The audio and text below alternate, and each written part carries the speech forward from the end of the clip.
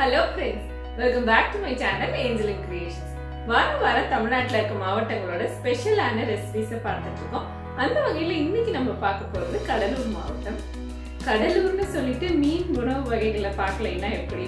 S, Cuddalore special மீன் குழம்பு, மீன் வறுவல், எறா தொக்கு, இது மூணுமே எப்படி செய்யறதுங்கிறத இன்னைக்கு வீடியோவில் நம்ம பார்க்க போகிறோம். கடலூரில் பொதுவாகவே பார்த்தீங்கன்னா எல்லாருமே சீ ஃபுட்ஸ் ரொம்ப வெரைட்டியாக செய்வாங்க. என்னோட ஃப்ரெண்டு ஒருத்தவங்க மஞ்சக்குப்பத்தில் இருக்காங்க. அவங்க வீட்டில் மல்லாட்டை சட்னி அப்படின்னு ஒன்று செய்வாங்க. அது மல்லாட்டைன்னா வேர்க்கடலை. அந்த வேர்க்கடலையில் காஞ்ச எறா, அதாவது ட்ரைடு ப்ரான்ஸ் போட்டு செய்வாங்க. அது ரொம்பவே வித்தியாசமான டேஸ்டில் இருக்கும். அந்த சட்னி கூட இன்னைக்கு வீடியோவில் போஸ்ட் பண்ணணும்னு நினச்சேன். பட் இதுவே ரொம்ப லென்த்தாக இருந்தனால அது இன்னொரு நாள் நிச்சயமாக போஸ்ட் பண்ணுறேன். இப்போ இந்த 3 ஐட்டத்தையும் எப்படி செய்யலாங்கிறத வீடியோக்குள்ளே பார்க்கலாம் வாங்க. ஃபஸ்ட் மீன் குழம்பை பார்க்குறதுக்கு முன்னாடி மீன் எறாலாம் எப்படி கழுவுறதுங்கிறத ஃபாஸ்ட்டாக பார்த்துடலாம். 1.5 கிலோ வவ்வால் மீன் வெட்டி வாங்கிட்டு வந்திருக்கேன். அதில் கொஞ்சமாக கல்லுப்பு சேர்த்துட்டு நல்லா பெரட்டிடுங்க. இந்த மாதிரி நல்லா பெரட்டி விட்ட பிறகு கொஞ்சமாக தண்ணி சேர்த்துருங்க. இப்படி செய்கிறது அந்த க்ளீன் பண்ணுற ப்ராசஸ்க்கும் ஈஸியாக இருக்கும். மீனும் நல்லா ஃப்ரெஷ்ஷாக ஆகிடும். ஒரு மீன் துண்டை எடுத்துகிட்டு சைடில் இருக்க அந்த பெராலெல்லாம் ஃபஸ்ட்டு சுரண்டி எடுத்துடணும். எடுத்துட்ட பிறகு சென்டரில் ஒரு அழுக்கு, அதாவது ரத்தம் மாதிரி இருக்கும், அதையும் எடுத்துடணும். இதை எடுத்துகிட்டு இதை நல்லா தண்ணியில் அலசிடணும். ஒரு 2-3 தடவை நல்லா அலசிட்டு இதை ஒரு ஓட்டை பாத்திரத்தில் போட்டு வச்சிடலாம். அடுத்தது எறாவையும் க்ளீன் பண்ணிடணும். எறாவை ஃபஸ்ட்டு தலையை பிச்சு போட்டுட்டதுக்கப்புறம் மேலே இருக்கிற அந்த ஸ்கின்னை உரிக்கணும். உரிச்சதுக்கப்புறம் மேலே கை வச்சிங்கன்னா ஒரு நீட்டமாக ஒரு அழுக்கு வரும். இந்த அழுக்கை நம்ம கட்டாயம் எடுக்கணும். இதை எடுத்துட்டா தான் எறா ஃப்ரெஷ்ஷாகவும் இருக்கும், உடம்புக்கும் நல்லது. இதே போல் ஒவ்வொரு எறாவையும் நம்ம தலையை பிச்சுட்டு மேலே இருக்கிற அந்த ஸ்கின்னை ரிமூவ் பண்ணிடணும். சம்டைம்ஸ் நம்ம கையில் நெகம் இருந்ததுன்னா ஈஸியாக இருக்கும். கொஞ்சம் நெகம் இல்லைன்னா மேலே இருக்கிற அந்த அழுக்கை எடுக்க வராது. அப்போ இந்த மாதிரி கத்தியில் லைட்டாக ஒரு கோடு போட்டுட்டு அந்த அழுக்கை அப்படியே உருவி எடுத்துடணும். அவ்வளோதான். இந்த மாதிரி செஞ்ச பிறகு ஒரு 2-3 தடவை நல்லா தண்ணியில் அலசிட்டு மஞ்சளும் போட்டு அலசி வச்சுடுங்க. அப்போ கொஞ்சம் கூட அந்த நீச்சு ஸ்மெல் இருக்காது, ஃப்ரெஷ்ஷாக இருக்கும். அடுத்து இப்போ ஃபிஷ் ஃப்ரைக்கு மேரினேட் பண்ணிடலாம். 1 டீஸ்பூன் அளவுக்கு மஞ்சத்தூள் சேர்த்துருக்கேன். அடுத்தது மிளகாய்த்தூள். உங்கள் வீட்டில் யூஸ் பண்ணுற காரத்துக்கு ஏற்ற மாதிரி சேர்த்துக்கோங்க. நான் 2 டீஸ்பூன் போட்டிருக்கேன். தூள் உப்பு 1 டீஸ்பூன் போட்டிருக்கேன். 1/2 லெமன் ஜூஸையும் புழிஞ்சு விட்டுருங்க. இதெல்லாம் போட்டுட்டு நல்லா மீன் மேலே கோட் ஆகிற மாதிரி பெரட்டி விடணும். ஃபுல்லாக எல்லா மீன் மேலேயும் நல்லா கோட் ஆகிற மாதிரி தடவி விட்டுட்டு இதை நல்லா ஒரு 20 நிமிஷம் ஊற விடலாம். அடுத்தது எறா தொக்குக்கு என்னென்ன பொருட்கள் தேவைன்னு பார்க்கலாம். வெங்காயம், ஒரு பெரிய வெங்காயம் எடுத்திருக்கேன், நல்லா பெரிய சைஸில். இஞ்சி ஒரு சின்ன பீஸ், 2 பச்சை மிளகா, சோம்பு 1 டீஸ்பூன், தக்காளி 2, வெண்ணெய் ஒரு 50 கிராம் போல் எடுத்துக்கோங்க, 2 கருவேப்பிலை கொத்து, கொத்தமல்லி, மஞ்சள், உப்பு, மிளகாய்த்தூள். அவ்வளோதான் இதுக்கு தேவையான பொருட்கள். ஃபஸ்ட்டு சோம்பு, இஞ்சி, பச்சை மிளகா, வெங்காயம் இது எல்லாத்தையும் நம்ம ஒரு மிக்ஸி ஜாரில் போட்டு நல்லா நைஸாக அரைச்சிக்கலாம். இந்த மாதிரி பேஸ்ட்டாக அரைச்சி எடுத்தாச்சு.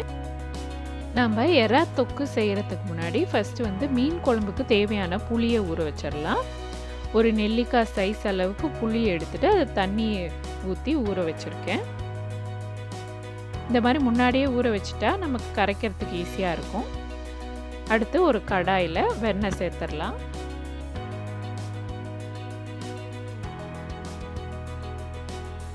எறா தொக்கை ஒரு தடவை இந்த மாதிரி வெண்ணெயில் சேர்த்து செஞ்சு பாருங்கள், சூப்பராக இருக்கும். கருவேப்பிலை தாளிக்க போட்டாச்சு. கருவேப்பிலை பொரிஞ்சதும் நம்ம அரைச்சி வச்சுருந்த வெங்காய பேஸ்ட்டை போட்டுடணும். இந்த வெங்காய பேஸ்ட்டோட ரா ஸ்மெல் போகிற வரைக்கும் நல்லா வதக்கிடலாம். இப்போ மஞ்சத்தூள், மிளகாய்த்தூள், உப்பு இது எல்லாத்தையுமே நான் சேர்த்துடுறேன்.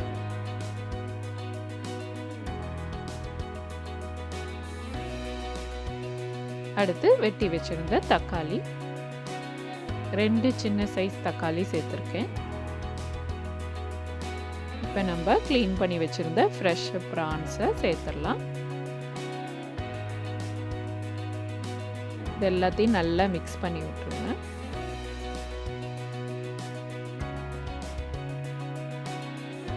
சோம்பு போட்டு நம்ம எறா செய்கிறது வந்து நமக்கு ஜீரணத்துக்கு ரொம்ப நல்லது. ஒரு தடவை இந்த மாதிரி செஞ்சு பாருங்கள், டேஸ்ட் ரொம்ப நல்லாயிருக்கும். இதை வந்து மூடி போட்டு ஒரு 5 நிமிஷம் அப்படியே குக் பண்ணலாம்.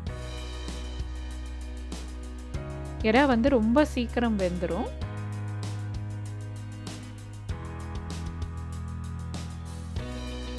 ஆல்மோஸ்ட் இப்போ ரெடி ஆயிடுச்சு.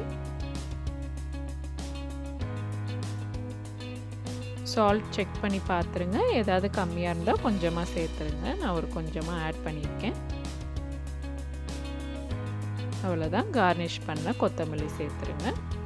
சிலர் வந்து எறா தொக்கு வந்து நல்லா ட்ரையாக விருப்பப்படுவாங்க. அப்படி இருந்தால் இன்னும் கொஞ்சம் ட்ரை பண்ணிக்கோங்க. கடைசியாக ஒரு ஸ்பூன் வந்து வெண்ணெய் சேர்த்துருக்கேன். இப்படி சேர்க்கறது வந்து நல்ல ஒரு அப்பியரன்ஸும் கொடுக்கும், டேஸ்ட்டும் நல்லாயிருக்கும். ஒரு தடவை நீங்கள் எறா தொக்கை இந்த மாதிரி செஞ்சு பாருங்கள். நிச்சயமாக உங்கள் வீட்டில் இருக்கவங்க எல்லாருக்குமே ரொம்ப பிடிக்கும். அடுத்து இதை வந்து ஒரு சர்விங் பவுலில் ட்ரான்ஸ்ஃபர் பண்ணிவிட்டு நெக்ஸ்ட் வந்து மீன் குழம்பு எப்படி செய்கிறதுன்னு பார்த்துடலாம். அதுக்கு ஃபஸ்ட்டு தேங்காய் திருவல் ஒரு 3/4 கப் எடுத்திருக்கேன். வெங்காய வடகம் ஒரு டேபிள் ஸ்பூன் அளவு எடுத்திருக்கேன். பூண்டு ஒரு 20 பல் மாதிரி எடுத்துக்கோங்க. வெங்காயம் ஒரு 100 கிராம், புளி, நல்லெண்ணெய், மீன், மஞ்சத்தூள், மிளகாய்த்தூள், உப்பு, 2 தக்காளி, கருவேப்பிலை 2 கொத்து. இவ்வளோ தான் இதுக்கு தேவையான பொருட்கள்.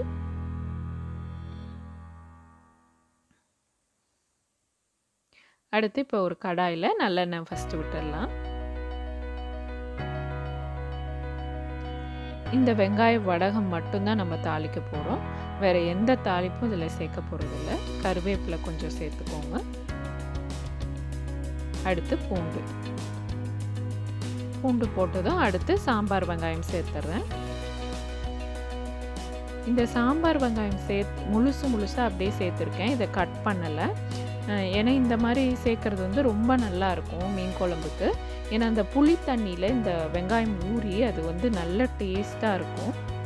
ஸோ ஒரு தடவை இந்த மாதிரி கட் பண்ணாமல் முழு வெங்காயமாக யூஸ் பண்ணுங்கள் மீன் குழம்புக்கு. அடுத்து தக்காளி சேர்த்துடலாம். இப்போ நம்ம எடுத்து வச்சுருந்த மஞ்சத்தூள், மிளகாய்த்தூள், உப்புத்தூளும் போட்டாச்சு. நான் யூஸ் பண்ணுற மிளகாய்த்தூள் பார்த்திங்கன்னா குழம்பு மிளகாய்த்தூள், வீட்டிலேயே அரைச்சது. அடுத்தது புளி தண்ணியும் போட்டுடலாம்.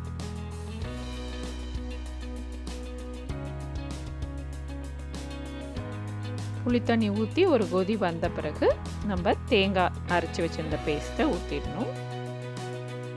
நல்லா நைஸாக அரைச்சி வச்சுருந்தோம்ல அந்த பேஸ்ட்டை வந்து இதில் ஊற்றிடலாம். கொஞ்சமாக தண்ணி விட்டு அலசி ஊற்றிக்கிறேன்.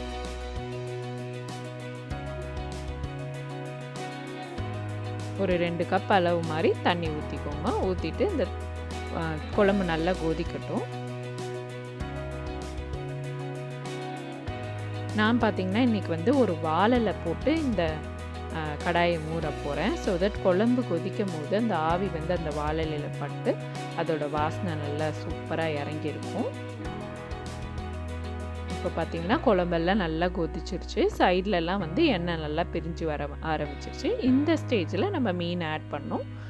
நல்லா கவனமாக நோட் பண்ணிக்கோங்க. மீன் ஆட் பண்ணிவிட்டு நிறைய ஃபுல் தீ வைக்கக்கூடாது. அடுப்போட தீயை வந்து குறைச்சிடணும். அப்போ தான் வந்து மீன் துண்டெல்லாம் வந்து உடையாமல் நல்லா வரும். 5 நிமிஷம்தான் மீன் வெந்துடும். கொத்தமல்லி தழை தூவி இறக்கிடலாம். மீன் போட்டு ரொம்ப நேரம் கொதிக்க விடாதீங்க. 5 மினிட்ஸ் போதும். அப்போ தான் மீன் வந்து இந்த மாதிரி அழகாக வெந்திருக்கும். அடுத்து மீன் வறுத்தரலாம்.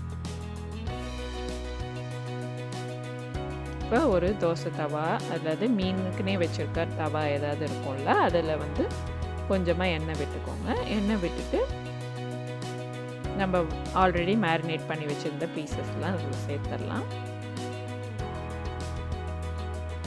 அடுப்பை வந்து மீடியம் ஃப்ளேமில் வச்சுட்டு கிறிஸ்பியாக வேணும்னா கொஞ்சம் கிறிஸ்பியாக விட்டு எடுக்கலாம். இல்லை சிலர் சாஃப்டாக விருப்பப்படுவாங்க, அப்போ வந்து கொஞ்சம் ஹை ஃப்ளேம் வச்சுட்டு கொஞ்சம் சாஃப்டாகவே எடுத்துடலாம். எங்கள் வீட்டில் கொஞ்சம் கிறிஸ்பியாக தான் மீன் சாப்பிடுவாங்க, அதனால் இந்த மாதிரி தான் வறுப்போம்.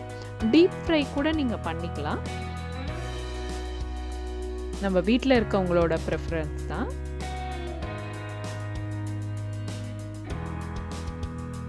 அவ்வளோதான், ஃபிஷ் ஃப்ரை வந்து ரெடி ஆயிடுச்சு. எப்படி வந்திருக்கு பாருங்கள். இந்த மாதிரி மசாலாஸ்லாம் கலந்து வச்சுக்கிட்டிங்கன்னா கொஞ்சம் கூட அந்த மசாலாலாம் எண்ணெயில் பிரியாது, ரொம்ப அழகாக வரும்.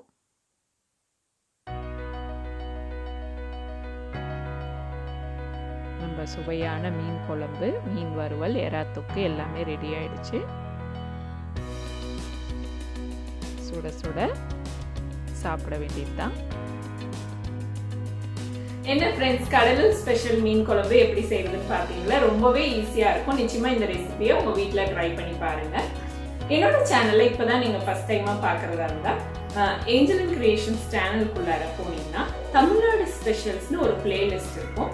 அதுல நான் போட்டிருக்க மிச்ச மாவட்டங்களோட ரெசிபிஸ் எல்லாமே இருக்கு. நீங்க பார்த்துட்டு உங்க கமெண்ட்ஸை சொல்லுங்க. இந்த வீடியோ உங்களுக்கு பிடிச்சிருந்தா லைக் பண்ணுங்க, ஷேர் பண்ணுங்க, மறக்காம ஏஞ்சல் அண்ட் கிரியேஷன்ஸ் சேனலுக்கு சப்ஸ்கிரைப் பண்ணுங்க. தேங்க்ஸ் ஃபார் வாட்சிங்.